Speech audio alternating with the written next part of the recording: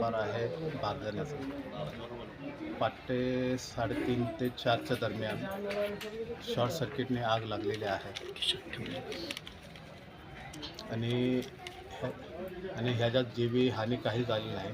मालाचं नुकसान भरपूर झालेलं आहे. 1.5 ते 2 करोड रुपयाचं नुकसान झालेलं आहे.